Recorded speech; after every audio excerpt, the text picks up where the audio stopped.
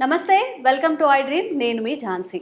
అయితే H1B వీసాల మీద, L1 వీసాల మీద ఇప్పుడు చాలా చర్చ నడుస్తోంది. ఈ ఆటో ఎక్షన్స్ అనేది ఆపేయడం వల్ల అందరూ ఇబ్బంది పడుతున్నారు. మరి వెళ్ళిన వాళ్ళు ఏం చేయాలి, కొత్తగా వెళ్ళాలనుకున్న వాళ్ళు ఎలాంటి ముందుగా ప్రికాషన్స్ తీసుకొని వెళ్తే మంచిది, ఈ విషయాలని డిస్కస్ చేద్దాము.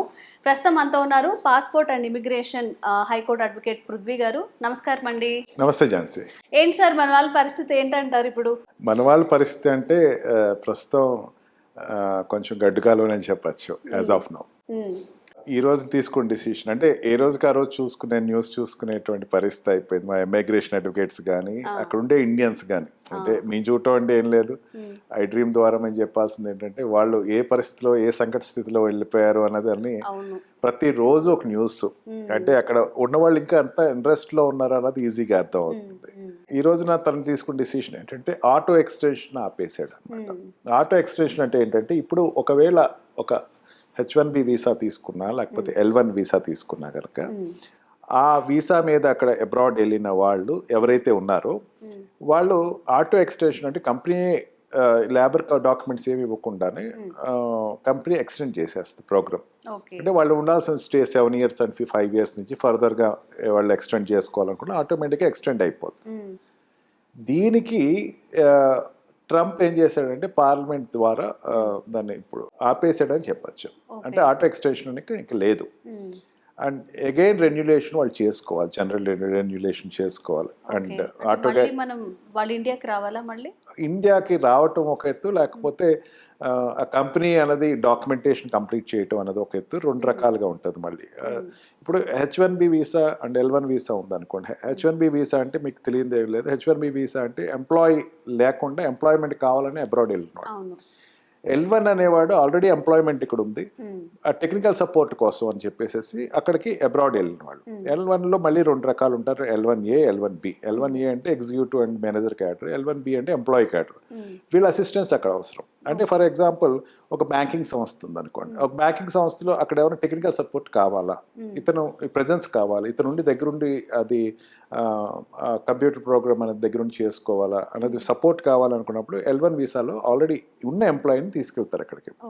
అదొకటే కాదు, నేను ఎగ్జాంపుల్ అని చెప్తాను. మేనేజర్ సైడ్న తీసుకెళ్తే కనుక L1A వస్తే, అదే ఎంప్లాయీ సైడ్ ఆల్రెడీ మేనేజ్ కన్నా తక్కువ లెవెల్, ఎగ్జిక్యూటివ్ కన్నా తక్కువ లెవెల్ స్థాయిలో ఉంటే వాళ్ళు L1-2లోకి వెళ్తారు, అక్కడ L1Bలో వెళ్తారు. ఇప్పుడు వీళ్ళు జస్ట్ లైక్ ఇక్కడ ఇండియన్స్ అక్కడ అబ్రాడ్ వెళ్ళినట్టే వాళ్ళ వైఫ్ తీసుకెళ్ళచ్చు, వాళ్ళ పిల్లల్ని తీసుకెళ్ళచ్చు, and the programme will continue. వాళ్ళు అక్కడ డిస్టర్బెన్స్ కానీ డిస్బర్స్ కానీ ఉండదు. వాళ్ళు ఏమవుతారు, అక్కడికి వెళ్ళిన తర్వాత వాళ్ళు ఎక్స్టెండ్ చేసుకోవాలి అనుకోండి, టైం అయిపోయింది, ఎక్స్టెండ్ చేసుకోవాలి, ఎంప్లాయర్ అడుగుతున్నాడు, ఎక్స్టెండ్ చేసుకోవాలి, ఆటోమేటిక్గా రెన్యులేషన్ అయిపోయేది.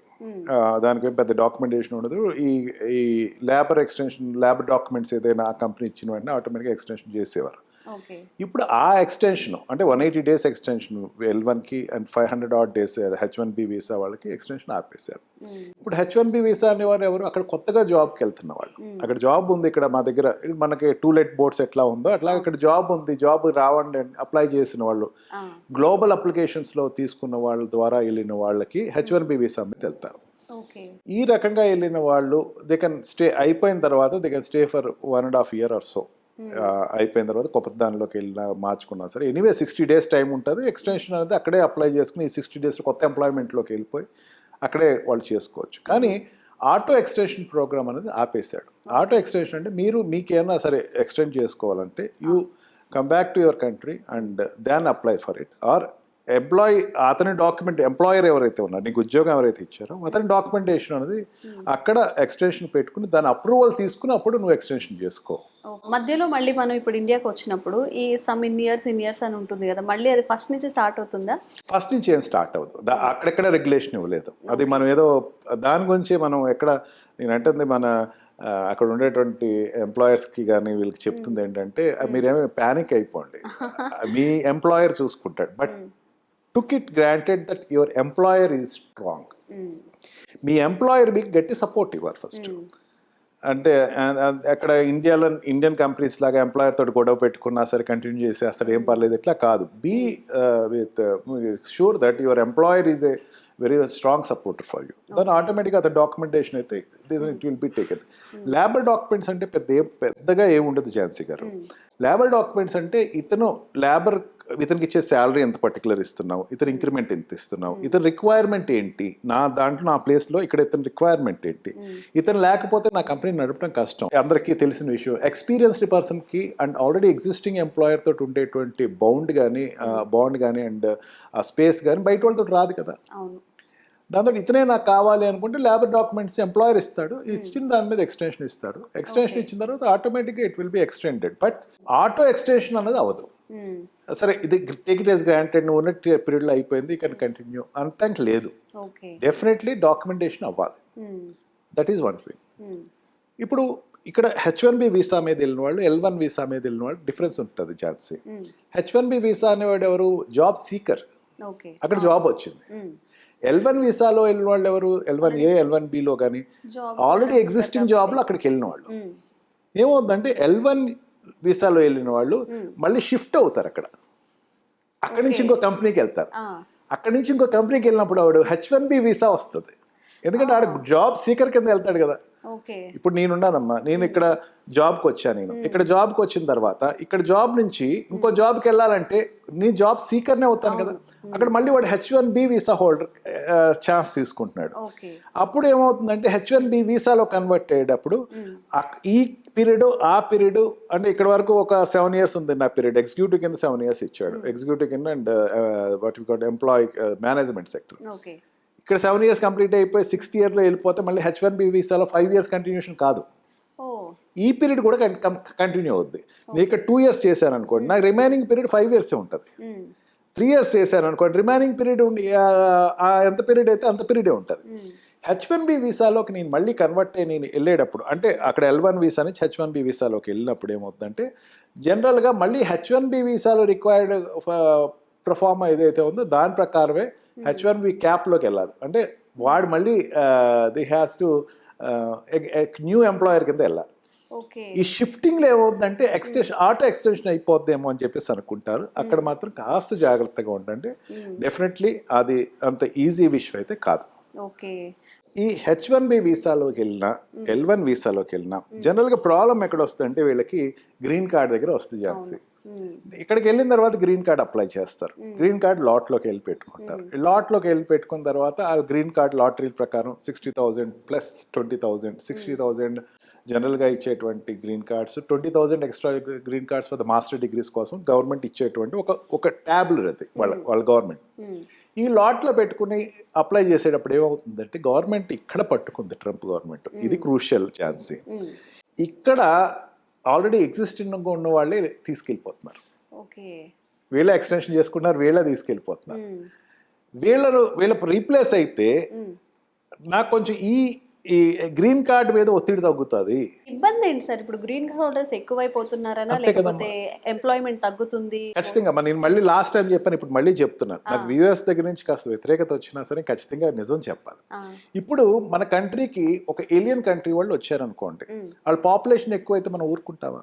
అస్సలు ఊరుకోం మనం. సేమ్ అమ్మా, అదే ప్రిన్సిపల్ కదా.